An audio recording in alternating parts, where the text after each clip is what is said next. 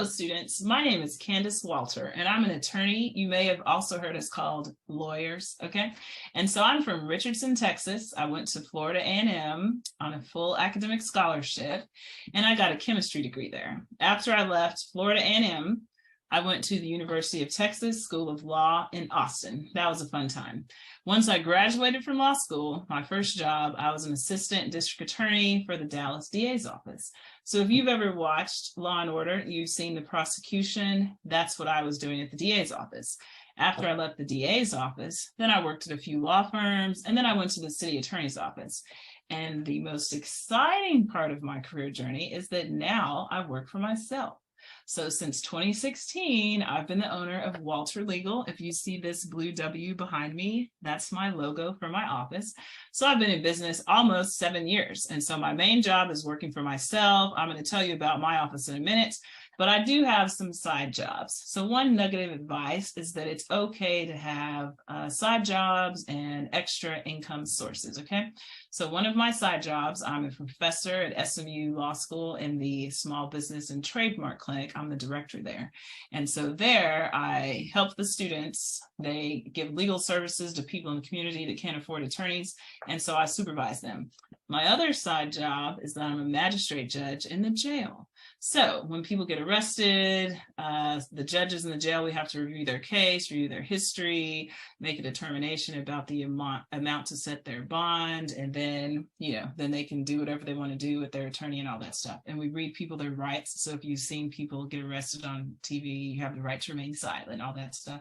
So we do that kind of stuff in the jail.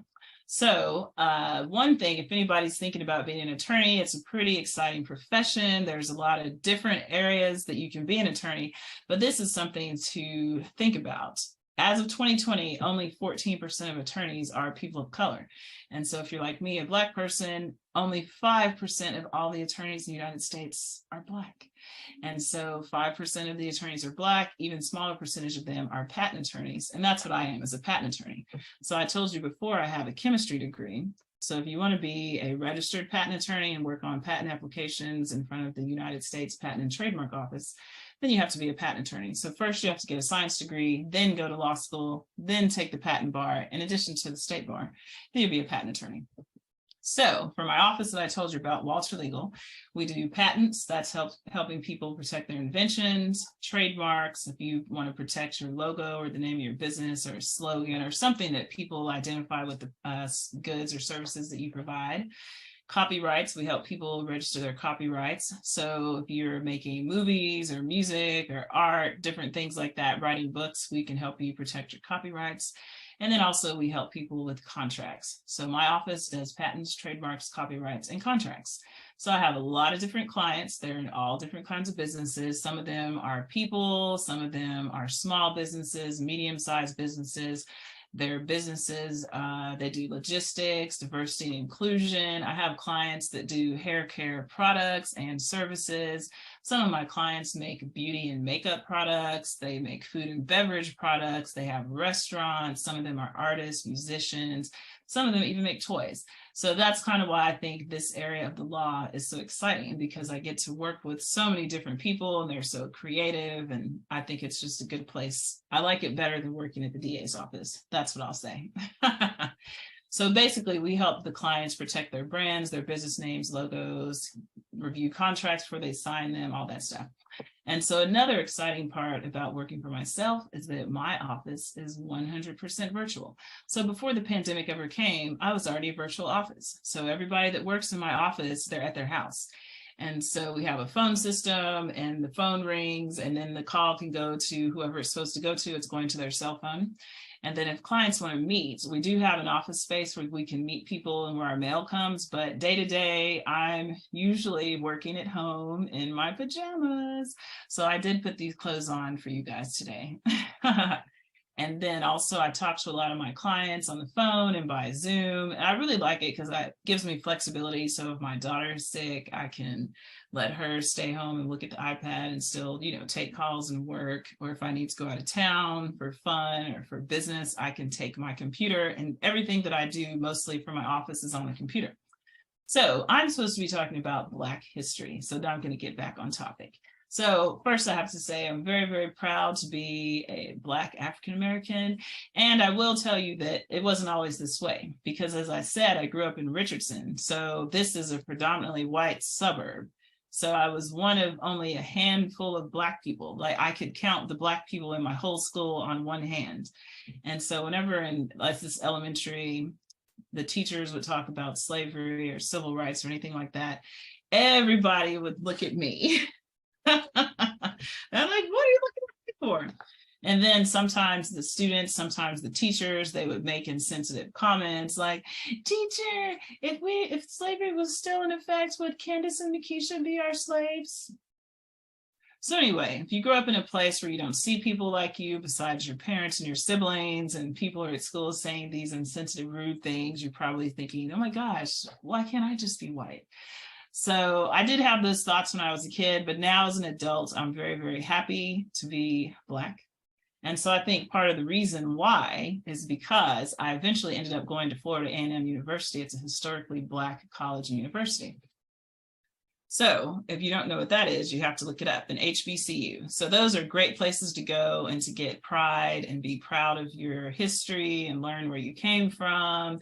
And you just will feel so amazed and empowered. You don't have to go to an HBCU, you can read books, okay? So if you know anything about our history, we've overcome a lot, we've achieved a lot, despite the obstacles. So just imagine what we could do if we didn't have obstacles. And so every day obstacles are being removed, people are making progress, okay? So when I was at Florida A&M, it was the first time that almost all of my classmates were Black people, my professors were Black people, the people working in the university offices, the cafeteria, the people at the gym, everywhere. It was just like a culture shock to me. But it was a very comfortable and supportive space to learn about myself, learn about history, learn about Black history, all those kind of things, get educated. And so at the school, we had to take an intro to African American history. So that was, again, an amazing experience just to learn about all the things that Black people did to contribute to the world. And I met people who generations back, their family has been like going to the universities, the professors, you know, the first person to do this, all kinds of amazing things that I learned from the people at the school. And so you don't have to go to an HBCU to have that experience, but I think it's very good to leave wherever it is that you're from, leave that place and go meet new people and experience new cultures and all that stuff. Okay, so I think Black History Month is very important for all people, because if you just get your ideas about Black people from TV, news, media, it's going to be biased and limited, okay? Because there's really Black history all around you. Like I'm from Dallas, and as an adult, I've learned so many things about Black history. Like last year for Black History Month, we had a person who was a law student. She spoke to us. I think it was her great uncle or grandfather, somebody worked at SMU just like as a groundskeeper or something. And now she was attending law school there. And then if she went even further back in her history, her family actually was enslaved by the Cruth family. So her family was brought to Dallas by the Cruth family. And so people later on ended up working on the campus, and then she was there as a law student. So if you can imagine someone being a slave, they have no idea that generations from now, I'm going to have people in my family who are attorneys and doctors and accountants and all that exciting stuff. So it just makes your achievements and your life and everything so much more impressive when you think about all the things that your family and your people have had to overcome to achieve that. So I think that's about everything I wanted to say. But before I leave, I wanted to give you all some nuggets of encouragement. So I've talked a little bit about some of the amazing things that people did and what I learned when I was at Florida A&M and the people that I met, and I've learned about the Black history in Dallas. And, you know, there's different neighborhoods that way back when used to be a Black neighborhood, like Hamilton Park, for instance. You can look that up. If you've seen that Walmart that's on 75, and I think it's by Hall, there's a cemetery over there that has a lot of Black people in it. And then the State Hall area and where Booker T and all that stuff, that used to be a place where Black people lives. And like my aunt, she goes to the Christian Chapel Temple of Faith. So there used to, and I think his name is Anderson Bonner. He has a park named after him. And I think that's about Royal and Greenville, kind of in that area. And if you've seen Medical City, where that hospital is, that family used to own all that land. And so my aunt's church is on some of the land that that family owned way back when.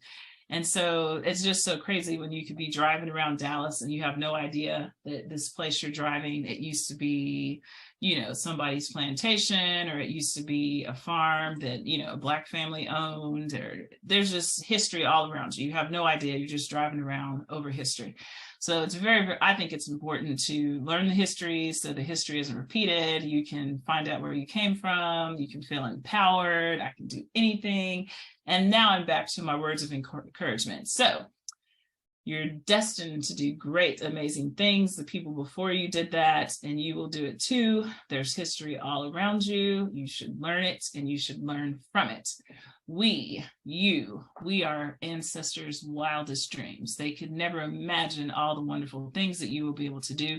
And you can do anything that you want to do. So you can travel around the world. You can be the president. You can be a senator. You can go to Congress. You can be an attorney, a doctor, accountant, an engineer. You can be a software programmer. You can write plays. You can be a movie star. Maybe you don't want to be in the front of the camera. You want to be the director. You can be a chef and have your 5-star Michelin restaurant and everyone's fighting to come in. You can be an astronaut. You can drive a submarine. You can be a military leader. You can do anything you want. Go to any school you want to, major in whatever you want to. The world is your oyster, okay? And so, as I said, I'm an attorney. And so you may remember when Justice Ketanji Brown Jackson got appointed to the Supreme Court. That's the first time in the history of the United States that we've had a Black woman on the Supreme Court. So one day, with your help, with my help, all of us working together, there will be a day where nobody will be the first of anything, of any race, because we will have diverse people everywhere doing all the things, working in all the jobs, and just having a great life. So I hope that you guys have a great